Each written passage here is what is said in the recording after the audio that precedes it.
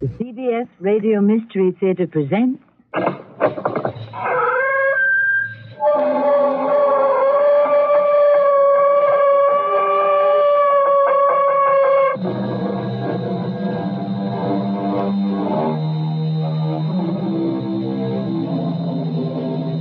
in. Welcome.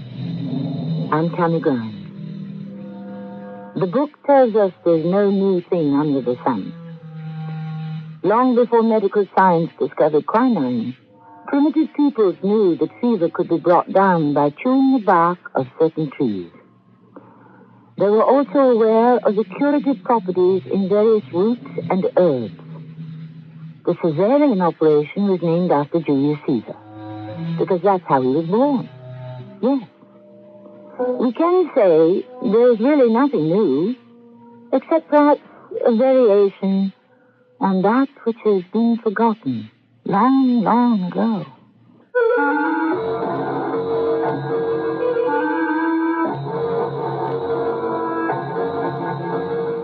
Our mystery drama, Magic Dust, was written especially for the Mystery Theater by Sam Dan and stars Tony Roberts. I'll be back shortly with Act One.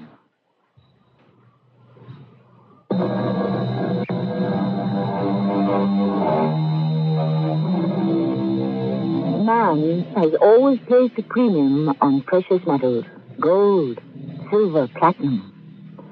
But why should gold, silver, and platinum really be valuable? They are not nearly as useful as, say, iron, zinc, or tin. There is actually no satisfactory answer to this question. What it all comes down to is this: they are valuable because they are valuable. Period. And people will kill for them. Not just individual people, but entire nations. In today's high-technology society, other metals are becoming valuable, dangerously valuable. Some of them are metals you may never have heard of. Ellsworth! Ellsworth! Yes, sir. Let me shut this off. Oh, you're back from Europe, Mr. Ballard. Obviously. What are you doing? I'm conducting stress tests, Mr. Ballard. I can see that. On what? Well, this metal will be part of an airframe. It's taken the equivalent of thousands of hours of constant flight. And the results? Oh, there isn't the first sign of metal fatigue. What did you treat it with, Ellsworth? Asphenate. Is that what you've been using? Well, you see the results. It's miraculous. I believe I've come up with just the right balance. Should I fire you now or later? Fire me? After what I've just discovered? What did you discover, you fool? That asphenate retards mental fatigue. We always knew that. Well, theoretically, but in my formulation... You don't freelance in this company. You're part of a cooperative team. You exchange information. You check each other. Pool your knowledge. But, You thought you could come up with something and grab all the credit for yourself, right? Mr. Ballard, I don't need this abuse. I know what I've got. And if you don't want it, I can go elsewhere. Well, good luck. You mean you're going to let me walk out of here with a discovery I made on your time, with your facilities and your money? Certainly am. And then you'll really make a discovery. Nobody will want it. Why not? Because you're dealing with the most expensive mineral in the world to produce. Yes, but it could double, even triple the lifespan Even allowing for that. Mr. Ballard, with research... Everybody knows about asphenate. They call it the miracle mineral. Because it's a miracle if you can refine a ton of it for under $1 million. So, for all practical purposes, what did you do? You reinvented the wheel.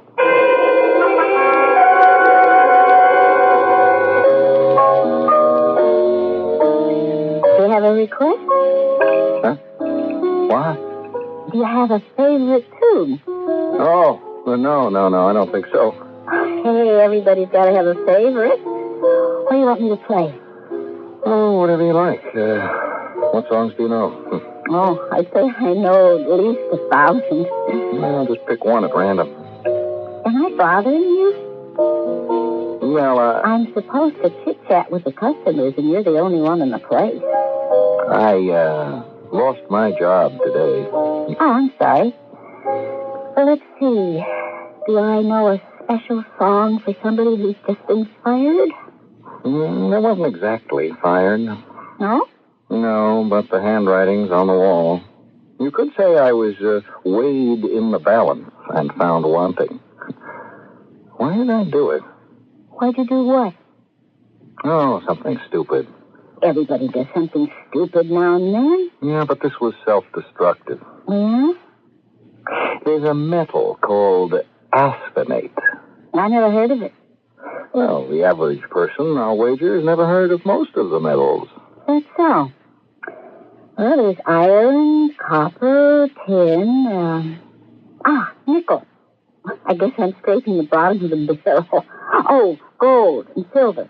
What else? Well, how about promethium? Oh, you're kidding. Yeah, protractinum and samarium, tantalum, ferbium. That could make a pretty good song. But asphenate? How do you know so much about it? I'm a metallurgist.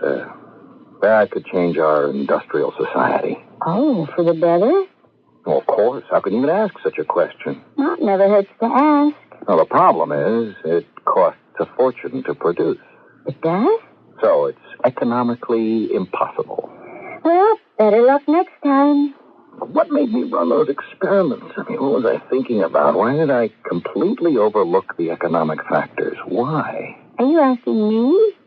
Well, I have to ask somebody. Why don't you go to a shrink? I've been to one. All I want to talk about is my childhood. Well, maybe that's where the answer is. Well, why should I want to relive my childhood? It was unhappy enough the first time. Oh, why? You sure you want to hear the story of my life? Shouldn't you be playing the piano? I'll give you a little obligato. You know what I'd like to hear? Name it. A Strauss waltz. Which one? Anyone. It doesn't matter. Well, how about... Yeah, okay. Why did you ask to hear this? I don't know. Today there's so much I don't know. Why did I commit to those experiments with asphenate when I should have realized it was a practical impossibility? Couldn't I see I was only proposing to cut my own throat? Maybe you have a death wish. Well, there must be a reason. I'm not stupid. I'm not impractical. What was the reason? Oh, let's see. You said you managed to make it through your childhood and into college. Did things get better there? Yes, because at school I could lose myself in study. And I did. I discovered science. Oh, you've been playing, Yes. I've been playing. What's your name? Diane. Diane, what were you playing? Vienna Life. I've heard it before. Where? You could have heard it anywhere. In a movie, theater. No, I don't go to those places. I don't have the time. But I heard that song. I know I did. Well, if you don't listen to music, then why did you ask me to play a Viennese waltz? I don't know. Are you Viennese? No. Were you ever in love with a Viennese girl? I was never in love with anyone. Oh, why not? Don't have the time. You don't seem to have time for very much, do you? Still, why did I ask to hear a Viennese waltz? Did you ever know anyone from Vienna? No. Wait. Yes, I did. Who? Francesca Platek. I knew it. Dig deep enough and you'll always find a girl. Oh, she wasn't a girl.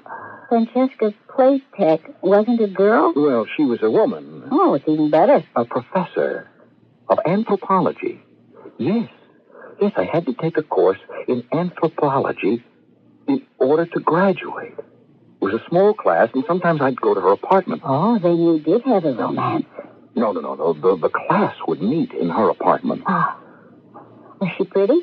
Well, she was an old lady. How old? Well, maybe she wasn't an old lady. It's just that when you're 20, a woman who's 40...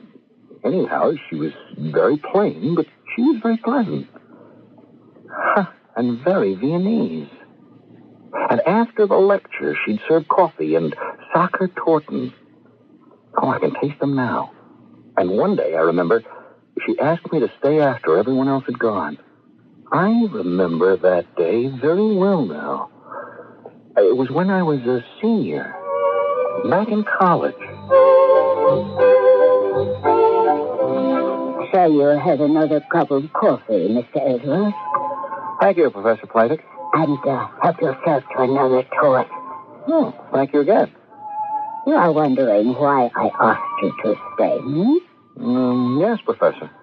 You do not care for my course. Anthropology, it bores you, no?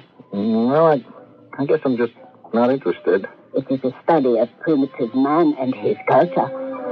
Oh, well, the truth is, I guess I just don't care about primitive man. I'd rather study about modern things. You are a scientist, no? I hope to be one. I see by your card that you hope to specialize in metallurgy. Yes, Professor. You may be interested then in the Colossus. Who? West African people. Do you know why? No, Professor. They are a small tribe, but they were never conquered. Do you know why? No, ma'am. The superior quality of their iron weapons. Oh. Should this not be of interest to you as a metallurgist? Well, yes. Somehow they had learned to, I suppose you could say, fortify their iron spear points with a metallic ore called aspinate. You have heard of it? Yes, I think so. Now then, I have been told that this ore is fantastically difficult and fabulously expensive to refine. And yet this tribe, which had just entered the Iron Age, has discovered a technique. Are you sure of this, Professor? I make this claim from observation at first hand. You mean you were there? Oh, yes. You see, the refining of the ore, it is done as part of a secret religious ceremony. Religious? Oh, yes. They call it the magic dust. And no outsider is permitted to witness. But weren't you an outsider? Oh, no. I asked for and was granted permission to join the tribe. And so I learned the secret of the magic dust. You see this spear? It is fashioned of iron and treated with the magic dust.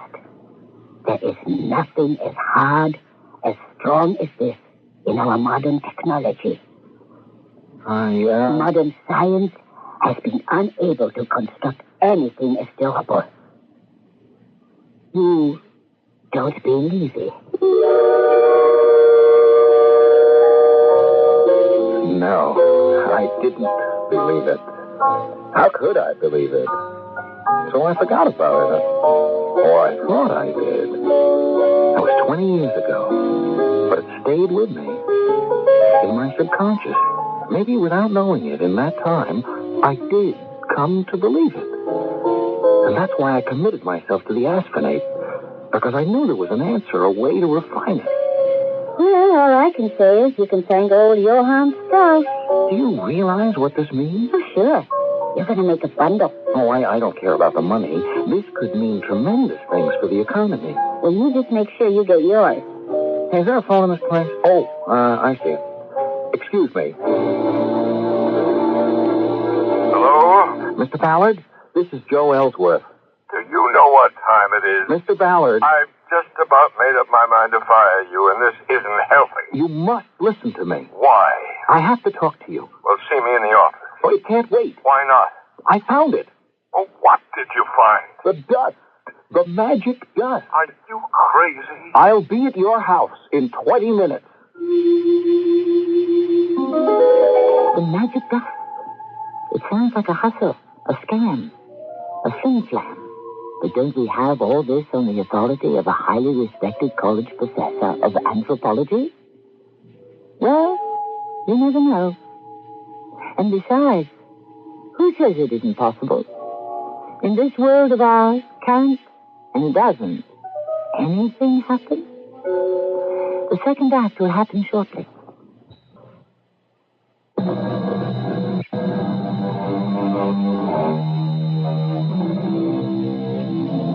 If we seek the truth, we must endure the consequences, which is why so few people actively pursue it. After all, why search after truth? If it turns out you may not like it once you find it. Indeed, you may not even recognize it. The problem is age-old and quite familiar. What is the truth? We shall have some wrestling with it as our story continues. The long and short of what you're telling me, Ellsworth, is that this woman knows how to refine asphenate. Well, she said she did. Now, what's this tribe again? The Colossus, something like that, of West Africa. And they have iron spear points that are harder than anything ever made. Well, that's what she told me. Well, how does she know? They're treated with this magic dust, which we know is the ore of Oh, asphenate. never mind all that. How can we find out? Where can we get a Colossus spear point? Oh, I don't know that, but she has one. No, that is, she did. Well, then get it. But I haven't seen her in 20 years. I don't even know if she's still alive. I said get it. But why should she let me have it? Make up a story. How can I... If you can't come in with that spear point, Ellsworth, don't bother to come in at all.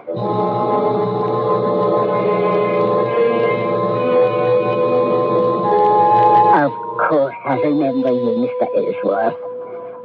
Some coffee? And I recall you used to love these Thornton. Oh, thank you. And a little music.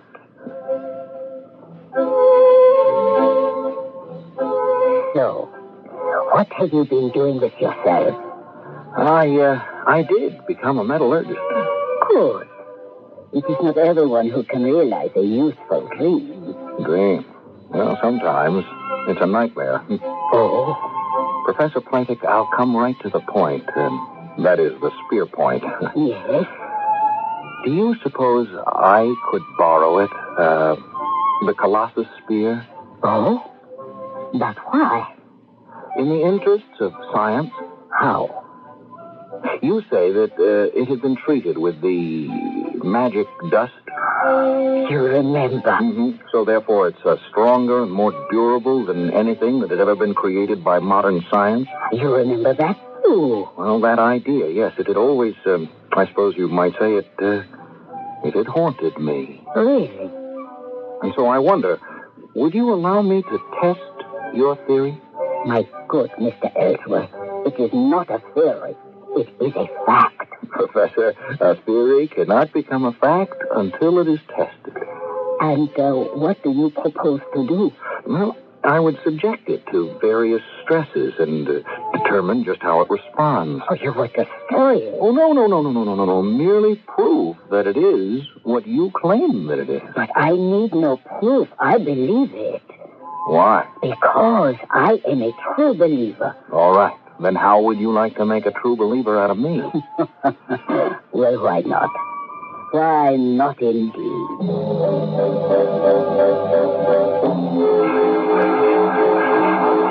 Ellsworth!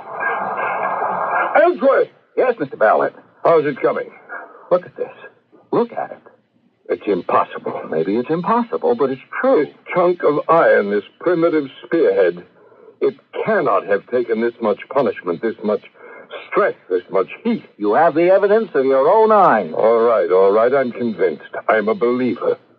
This woman, this Professor Francesca Platek, she knows a way to refine asphenate? Yes, sir. Well, then find out what it is. Oh, find out? Well, how? It's a secret. Offer her money. Oh, I don't think she'd take any. I'm not out to cheat her. There's enough here for everybody. Yes, but this is a religious... Ellsworth, you'd be surprised at how much religion you can buy for $1 million. $1 million? Uh-huh. And we'll go higher if we have to. No, I am afraid not. But, Professor... I have been sworn to secrecy. You have no idea what this could mean to society. Yes? But the beneficial effects are almost impossible to calculate. Really? Just think. Metals will last longer, which means we'll use less of them and thus conserve more of them. Not to mention the fuels needed to refine and transport and convert them. I mean, they'll be harder, safer, more efficient, more effective. You understand? Of course. The magic dust, as you call it. This is the key. Evidently, your tribe, the Colossus, know of a cheap way to refine it. Yes. And you know it, too, don't you? Yes. I know it. You won't be the loser. You can name your price. My price? Well, it could be worth millions to you. Millions? Mr. Ballard is offering you a blank check. Tell me, Mr. Ellsworth, what would I do with millions? But the world needs this magic dust. Name your price. The price, my friend, is my life. Your life? You see, Mr. Ellsworth, I have been inducted into the Colossus. I am a sister. I have sworn never to tell anyone the secret or use it for my own purposes. If I were to give away the secret of the magic dust, I would die immediately. Die? How? Why? Because I took my oath, and I invited the spirits of the ancient Colossus people to strike me down dead if I ever betrayed it. Well, how can you believe something like that, Professor? You're a modern 20th century woman, a professor of anthropology. All the more reason to believe it. Isn't there any way that I can convince you? No. But this is merely a formula. Yes, I know. I wish that I could convince you of the fact... Another cup of coffee, Mr. Ellsworth. What do you mean she said no? She isn't interested. What kind of nonsense are you giving me? She turned it down. That's impossible. No rational, intelligent human being can say no to $1 million. She did. I don't believe it. Mr. Ballard, there are those people who live in a world of their own and nothing else matters to them. What was I thinking of? Sending a boy on a man's errand. Where does this woman live? I can only say to you what I said to Mr. Ellsworth.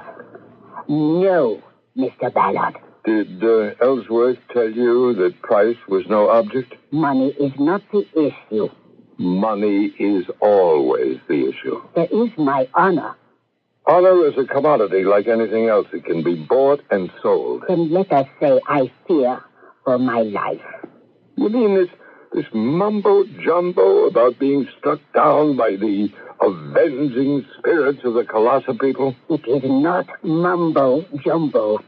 Madam, you have a formula, is that true? Yes, true. It can be reduced to a piece of paper. You have probably done that already. And what if I have?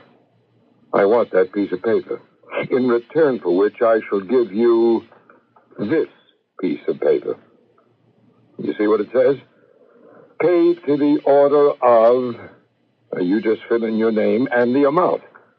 My signature is already on it. My answer is no. Well, call the bank. Ask them how much I'm good for. Shall you have another cup of coffee, Mr. Ballard? Now, look here, Professor Platek. I am sorry, Mr. Ballard, but this must be the end of it. Oh, no, Professor, not the end. Just the beginning. Go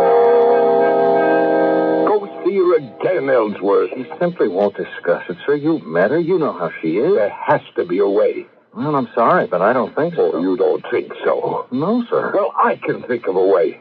Well, what's that? There isn't any reason for you to know. Mr. Ballard, if you're thinking of... Of what? No, nothing. Nothing. Go back to the lab. Do something productive.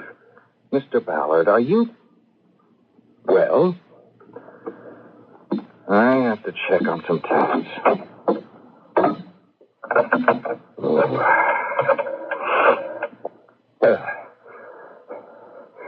Caraway? Yeah, Frank Ballard. You told me that you know some very reliable people? Yeah. Well, there's something that I need.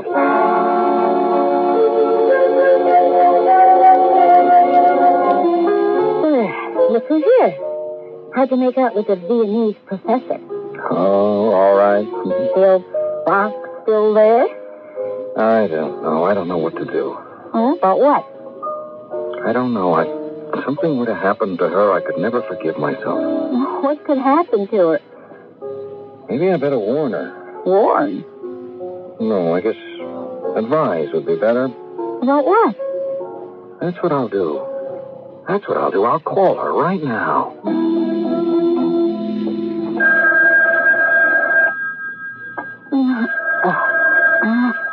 What is it? Oh, the telephone in the middle of the night. Hello? Professor Platek? Who is this? It's Ellsworth. Ellsworth? I know it's late, but Yes, but please be careful. I am always careful. Is this why you call me at midnight? Yes, I watch when I cross the street. you could be in danger. Danger. If I were you, I would make sure my doors are always locked and... Oh, what are you trying to say to me? Listen, why don't you go away on a trip? A trip? Where? To Vienna. I have seen enough of Vienna in my Well, lifetime. somewhere else then. Why? I am very happy here. Well, just be careful, huh? Of course. And, thank you for your concern over an old lady. Good night, Mr. Ellsworth. What was that? Who is out there? Oh, someone is in the other room. Who are you? Shut up, lady. Why are you ransacking my room? What do you want? I call the police. Down that Oh, help me! Help me! Things have become violent, as somehow we suspected they would. Professor Francesca Platek lies on the floor. She's dead. In a little while, the police will be here. The coroner will note that she died of a heart attack brought on by extreme fright. The room has been ransacked, and it will probably become just another incident in the voluminous files of the police. But we need another act, and it shall arrive shortly.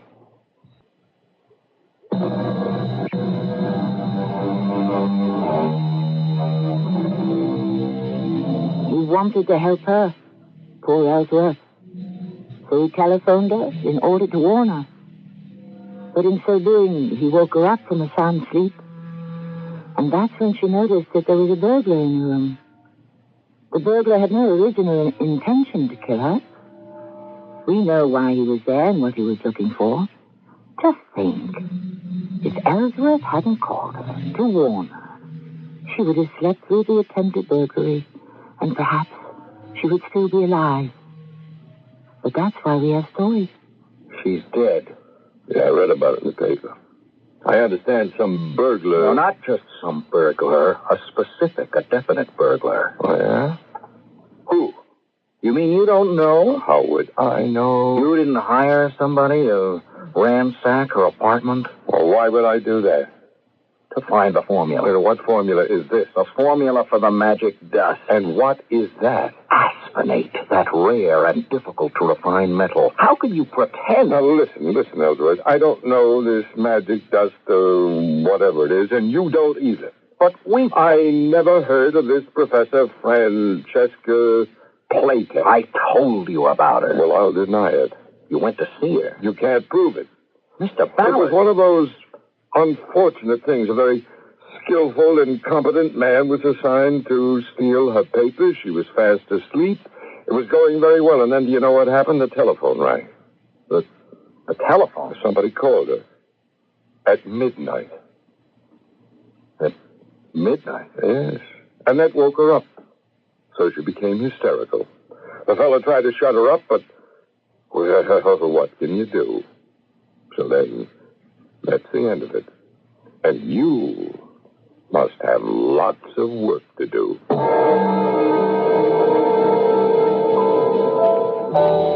Can I talk to you? Sure. There's no one else I can really say this to. Whatever it is. Are you sure you can say it to me? I killed her. Who? Professor Francesca Platek. I knew he was going to hire somebody to ransack her apartment. Who was? My boss, Mr. Ballard. But why? To find the formula. The formula for the magic dust. The magic dust. Yeah, that's right. Oh, okay. What else? And so I'm a party to it. I'm an accessory. Don't you think? Do you want me to believe you? Yes. Okay. If I believe you, then I have no choice but to call the police. Maybe that's all for the best. Why don't you go home and sleep it off? But I'm not drunk. Yeah, I see. That's the problem. I'm going to turn myself in.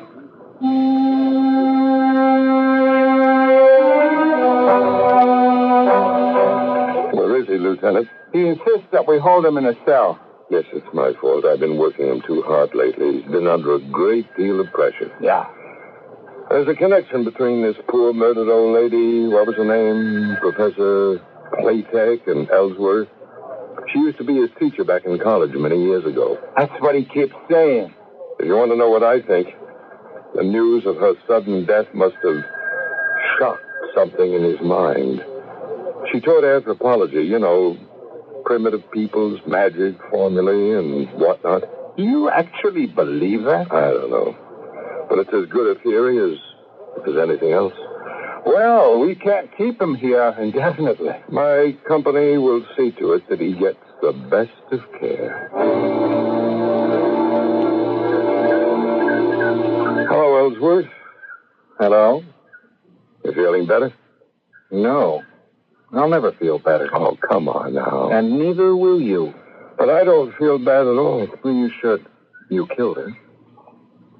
The fact is, you killed her for nothing. No, I didn't kill her. Well, you had her killed. You keep telling this kind of ridiculous story, you see where it gets you. Into a sanitarium. You want to stay here for the rest of your life? You're responsible for her death. All right, that's enough. You're going to pay for it. You're not doing yourself any good. I'll find a way to make you pay for it.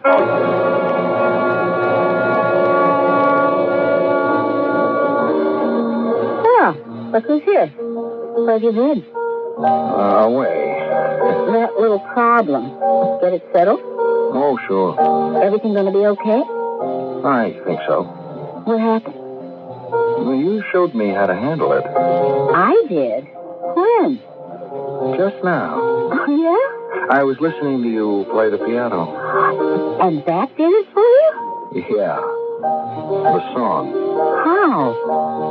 Oh, if I told you, you'd really think I was a nut. I think you're a nut anyhow. Do you? Mm-hmm. What a nice nut. Good night. I'll see you when I get back. Oh, from where? Africa. You? Hello, Mr. Ballard. Well, what are you doing here? I'm allowed out. May I come in? Well, what are we going to do about the magic dust? Well, what can we do about it? She's dead. But does the secret have to die with her? What do you suggest? Well, how did she find out about it? How? Yeah, she was an anthropologist. She went into the field. Oh, wait a minute. Where is all this leading? To the Kalasa tribe near the west coast of Africa. Why don't we go there? Well, what for? Well, to discover the secret of the magic dust. How? I looked through my old school papers. I found the notes I took in my anthropology class. Listen. Oh, now, what is this nonsense? I spent time with the Kalasa tribe. This is Professor Platek speaking.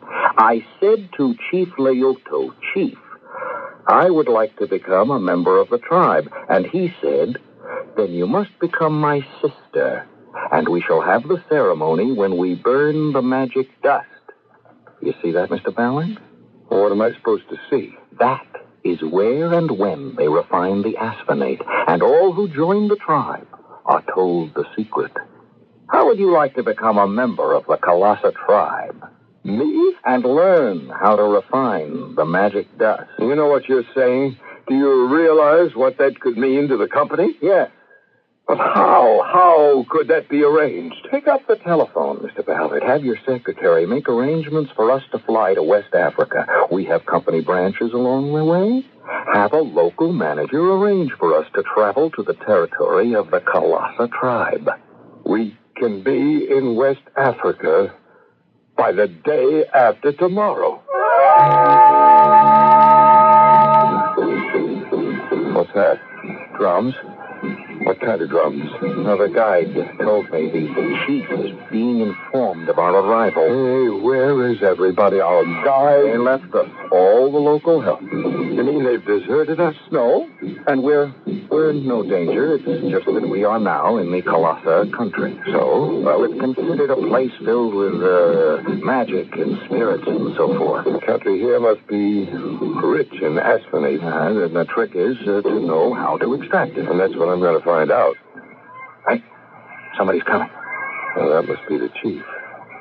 All right, you're on your own, Mr. Ballard. Before it's too late, are you sure you want to go through with this? Why shouldn't I? Because once they teach you the secret, you're not allowed to betray it.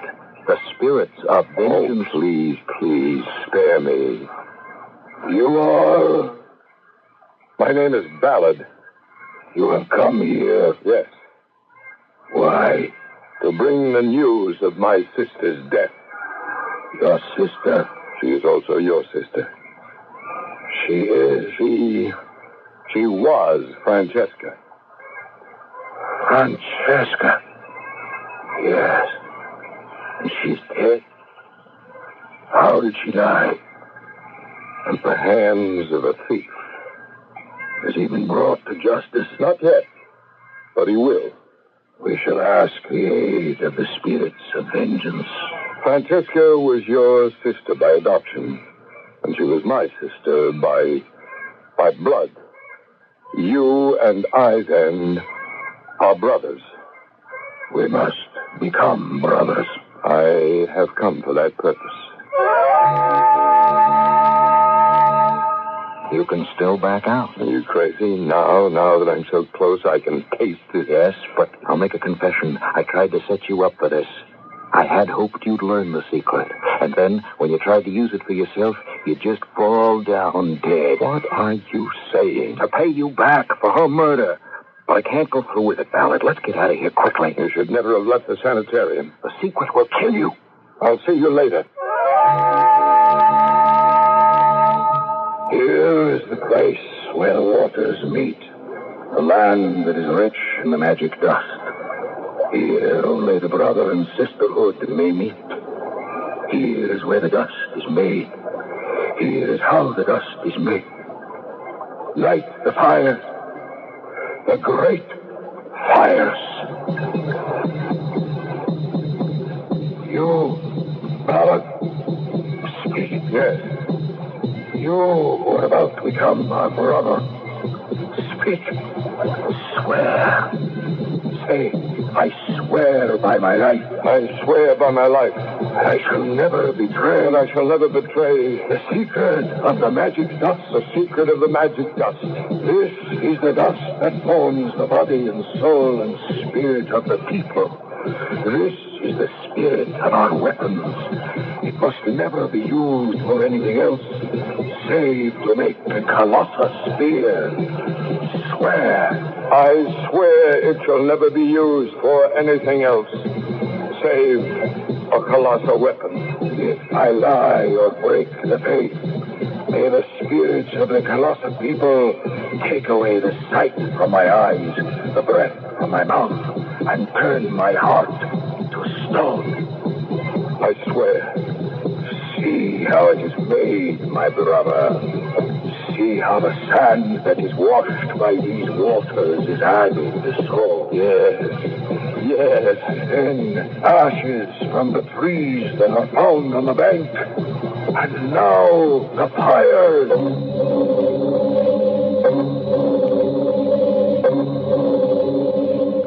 Are we ready? Is all the raw material here? Yes, But then I'll have to feed the formula into the computer. Don't, Mr. Ballard. The moment you do that, the spirits of the colossal people will take vengeance. You are a hopeless nut. Now move aside. I have to punch this out. No. There we are. Now watch. Mr. Ballard, you cannot do that. Who says I can't? I do. I am your sister. I have no sister. Who are you talking to? Can't you see? It's Francesca. Who? She's standing right beside you. How could she be standing here? She's dead. You must not use the formula. Nonsense. Nonsense. So as the sight shall be gone from your eyes, the breath shall be taken from your mouth. That's nonsense. Mr. Ballard. And your heart shall turn to stone. I don't believe it. Shut down the computer. Never. Very well done. Mr. Ballard. I can't see you. What's wrong? I can't see. Stop the computer. I can't breathe. I can't breathe. Mr. Ballard. Mr. Ballard.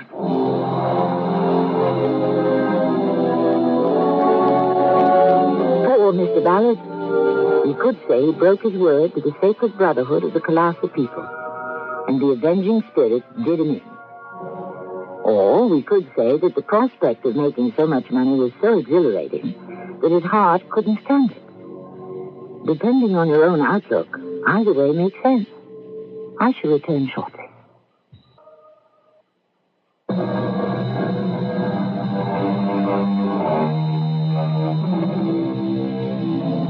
The past may be forgotten, but it never dies. And not just the human past with its fantastic network of memories, but the past of the earth itself. Yes, within the waters, the rocks, the mountains and deserts are the eternal secrets of earthquakes, floods, and other catastrophic upheavals.